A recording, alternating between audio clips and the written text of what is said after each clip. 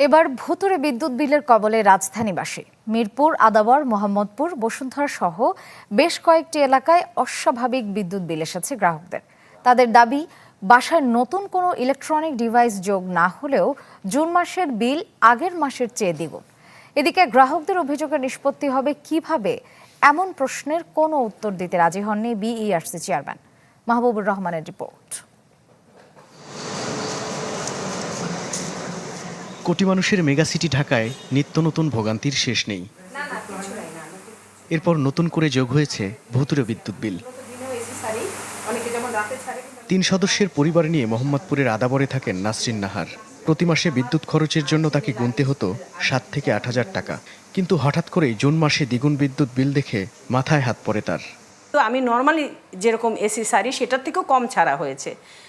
Basically আমাদের আসে আপনার যদি আমি ধরলে আমাদের 6 স্বাভাবিক, সেখানে 2-1 মাসে বেশি গরম হলে 7 কি 7.5, কিন্তু এবার এসছে আমাদের 14।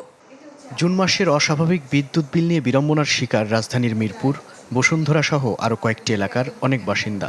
তাদের অভিযোগ, বাসায় নতুন কোনো ইলেকট্রনিক ডিভাইস যুক্ত না হলেও হু হু করে বাড়ছে বিদ্যুৎ বিল। বিল এরকম 7,000, 8,000, বড়জন 9,000, মানে 10,000 কোনোভাবেই ক্রস করেনি, একদম গ্রীষ্মকালে।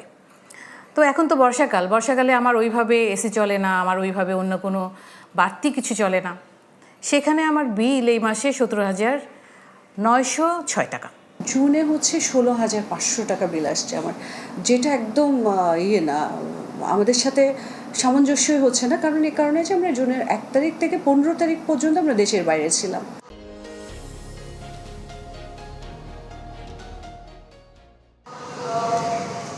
অস্বাভাবিক বিদ্যুৎ বিলের অভিযোগ নিয়ে কথা বলতে চাইলে রাজি হননি বাংলাদেশ এনার্জি রেগুলেটরি কমিশন বিইআরসির চেয়ারম্যান। যদি এই সমস্যা সমাধানের এখতিয়ার তাদেরই।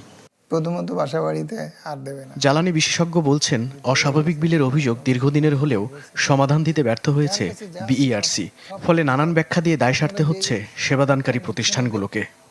এইভাবে টাকা বিল বেড়ে যাচ্ছে, তাদের কথা সত্যি কিনা সেটাও তো দেখতে হবে যাচাই করে। অবশ্য সরকারের এখানে উদ্যোগ নেওয়াটা খুব প্যাসিভ, কারণ তো স্বাধীন নিরপেক্ষ প্রতিষ্ঠান হিসেবে তো বিইআরসিতে তারা প্রতিষ্ঠিত করেই রেখেছে, সুতরাং ওই কাজটা তো তাদের। এবং সেটা আমরা বুঝতে পারছি যে সেটার নিষ্পত্তি করতে ব্যর্থ হচ্ছে সংশ্লিষ্ট কর্তৃপক্ষীয় ব্যক্তিবর্গরা। তার পরামর্শ, অস্বাভাবিক বিলের অভিযোগ খতিয়ে দেখতে হবে তৃতীয় পক্ষের মাধ্যমে।